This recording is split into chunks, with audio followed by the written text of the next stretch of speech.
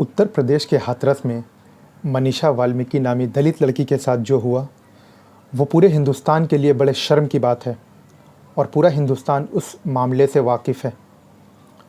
On a serious note, मैं इस topic पे वीडियो नहीं बनाना चाह रहा था क्योंकि अच्छा नहीं लगता है कि इस तरह के मामले को फिर से दोहराया जाए।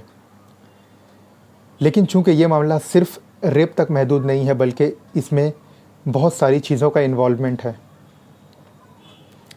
सबसे पहली बात कि वो कौन से लोग हैं जो इस तरह के वारदात को अंजाम देते हैं, वो कैसे वहशी दरिंदे हैं जिन्हें इस तरह के वारदात को अंजाम देते वक्त अपने घर की औरतों का ख्याल नहीं आता, और क्यों आज तक हमारी सरकार ने कोई सख्त कानून नहीं लाए ऐसे मामलों पर ताकि दोबारा कोई भी मुजरिम इस तरह के गुनाह करने से पहले 100 दफ़ा सोचे। दूसरी चीज़, 29 सितंबर को जब मनीषा इस दुनिया से जा चुकी थी और घर वालों के अंदर एक दुख और तकलीफ़ का माहौल था, जिसके बाद घर वालों ने पुलिस से ये रिक्वेस्ट करी कि उसकी डेड बॉडी को दे दिया जाए ताकि प्रॉपर तरीके से उसका अंतिम संस्कार किया जाए। लेकिन पुलिस ने ज़बरदस्ती मनीषा की फैमिली के अगेंस्ट जाके उसकी बॉडी को रात के 2:30 बजे जला दिया, और ये मामला कैमरे में कैद भी हुआ है और पूरा हिंदुस्तान इस मामले से वाकिफ़ है। अब कहने को तो ये काम पुलिस ने किया, लेकिन हम सब जानते हैं कि पुलिस कहीं ना कहीं सरकार के अंडर कठपुतली की तरह काम करती है। इसके बाद जब ये मामला सोशल मीडिया में वायरल हो गया तो सिर्फ दिखावे के लिए उत्तर प्रदेश के चीफ मिनिस्टर पाखंडी योगी आदित्यनाथ ने एक स्पेशल टीम बनाई पुलिस की, SIT, special investigation team, which is ultimately useless, क्योंकि जब मनीषा की बॉडी को ही जला दिया गया तो वो इन्वेस्टिगेशन टीम क्या इन्वेस्टिगेशन करेगी। इसके बाद जब लोगों में और गुस्से का माहौल पैदा हुआ और पूरे हिंदुस्तान में, लगभग पूरे हिंदुस्तान में प्रोटेस्ट शुरू हो गए, तो फिर से पाखंडी योगी ने दिखावे के लिए CBI इंक्वायरी की डिमांड करी, जो हम सब समझ रहे हैं कि ये यूज़लेस है।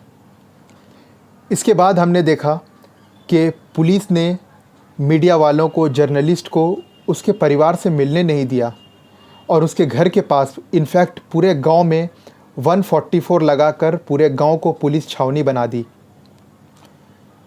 तो क्या वजह है कि पुलिस एक तो सबूत छिपाई उसकी बॉडी को जलाने के बाद, और ना ही पुलिस मीडिया वालों को उसके परिवार से मिलने दे रही है। इनफैक्ट राहुल गांधी और प्रियंका गांधी जब हाथरस जा रहे थे उसके परिवार से मिलने के लिए, तो नोएडा से ही उनको अरेस्ट किया गया और वापस दिल्ली भेज दिया गया। तो कहने का मतलब है कि उत्तर प्रदेश की सरकार या वो पाखंडी योगी आदित्यनाथ क्या छुपाने की कोशिश कर रहे हैं और क्यों वो उन मुजरिमों को बचाने की कोशिश कर रहे हैं, जस्ट बिकॉज़ कि वो लड़की दलित फैमिली से ताल्लुक़ रखती है या वो 4 मुजरिम ठाकुर परिवार से आते हैं। उसके बाद मैं ये बोलना चाहूँगा कि पुलिस जिस तरीके से कठपुतली बनकर सरकार के आदेशों का पालन कर रही है, अगर मैं ये कहूँ कि उत्तर प्रदेश की पुलिस हिजड़े का रोल अदा कर रही है तो गलत नहीं होगा। दोस्तों, माफ़ी चाहता हूँ, मैं इस तरह के अल्फाज यूज़ कर रहा हूँ जो कि मुझे नहीं करने चाहिए, लेकिन मैं मजबूर हूँ। और जिस तरह के काम उत्तर प्रदेश की पुलिस कर रही है, ये लक़ब उनके लिए बहुत सही है, क्योंकि उन्हें अपनी इज़्ज़त की कोई फ़िक्र नहीं, कोई परवाह नहीं, और यहाँ तक कि उन्होंने उस वर्दी की इज़्ज़त भी नहीं रखी जो लोगों को एक उम्मीद जगाती है लोगों के अंदर कि वो कहीं ना कहीं उन पुलिस वालों की वजह से सेफ़ हैं। और पुलिस का काम भी तो यही है कि वो समाज में शांति बनाए रखें और गलत लोगों को सज़ा दिलवाएं। लेकिन पुलिस कर क्या रही है वो हम सब के सामने है। और सिर्फ यही नहीं, एक वीडियो में गलती से वायरल हो गया कि हाथरस के DM, डिस्ट्रिक्ट मैजिस्ट्रेट, या अगर हम कलेक्टर कहें, वो मनीषा की फैमिली को धमकी दे रहे हैं कि मीडिया आज है कल चली जाएगी, लेकिन तुम्हें और हमें यहीं रहना है। तो तुम सोच लो कि तुम्हें क्या बयान देना है और क्या नहीं। दोस्तों, जब कोई कलेक्टर बनता है ना, तो वो हिंदुस्तान की और इनफैक्ट पूरे दुनिया की सबसे कड़ी परीक्षा देने के बाद वो पोजीशन हासिल करता है। और मैं समझता हूँ कि वो कलेक्टर, वो डीएम उस कुर्सी के लायक नहीं, बल्कि वो सारे यूपीएससी एस्पायरेंट के ऊपर एक काला धब्बा है। मेरी गुजारिश है आप लोगों से कि ये एकदम सही टाइम है, आज आप अपनी आवाज़ को बुलंद करें, क्योंकि अब भी अगर इंतज़ार करेंगे ना तो अगला नंबर हमारा भी हो सकता है। तो अपनी घर की औरतों के लिए, अपनी बेटी, बहन और बीवी के लिए आवाज़ उठाएं,